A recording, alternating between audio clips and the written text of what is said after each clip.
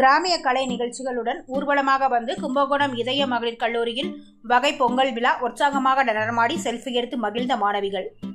கும்பகோணத்தில் 25 ஆண்டுகளாக செயல்பட்டு வரும் இதய மகளிர் கல்லூரியில் சமத்துவ பொங்கல் விழா இன்று கொண்டாடப்பட்டது.